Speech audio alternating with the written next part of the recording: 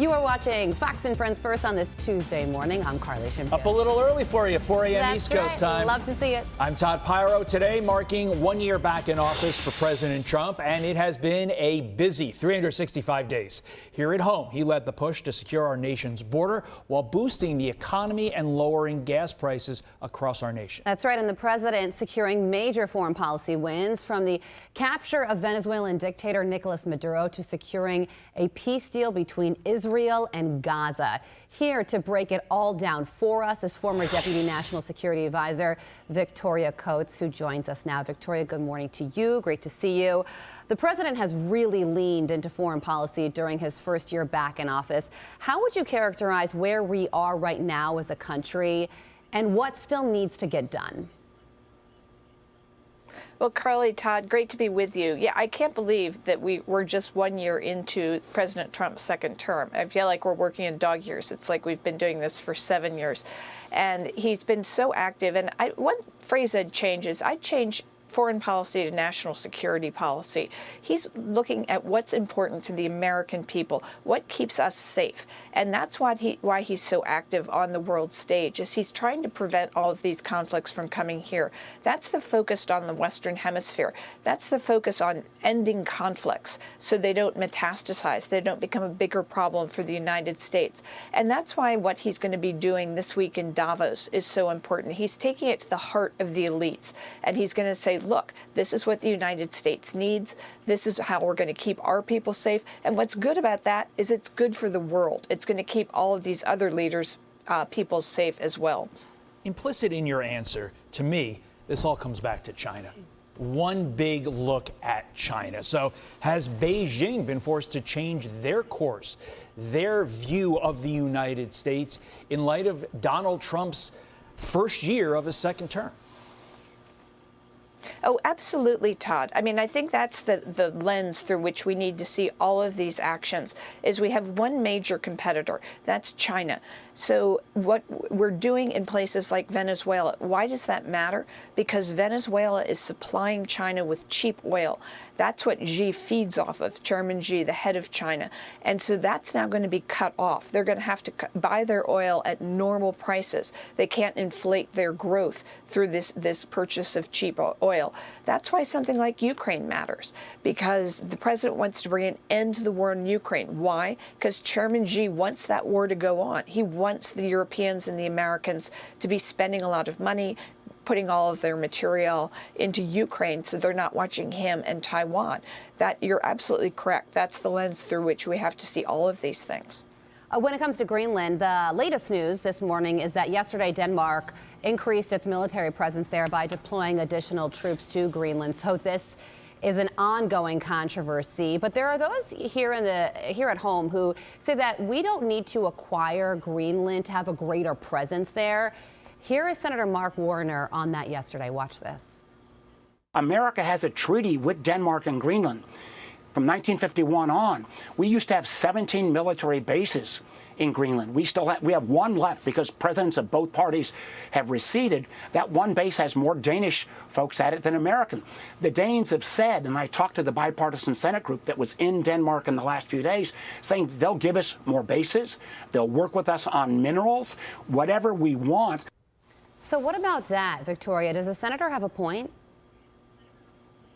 Well, I think it's not 1951 anymore. And so I think when we're looking at Greenland, we're looking at it primarily as a site for missile defense interceptor bases. And so our needs for Greenland are different than they were 75 years ago. And but the president's been very clear about is we don't want to lease. We want actually to have an ownership stake in Greenland.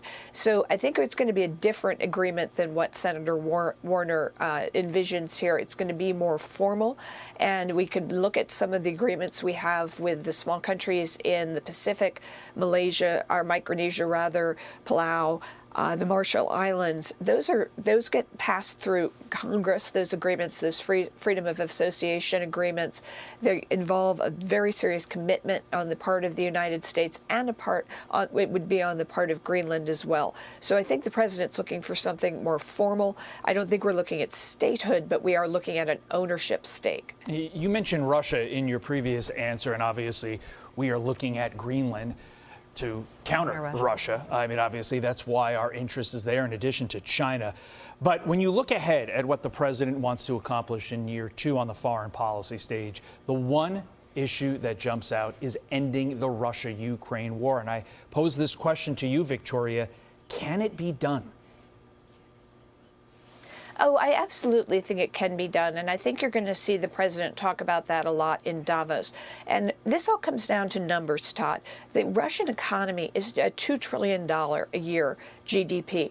The American economy is 30. There's no comparison. And then the European economy is also close to 30.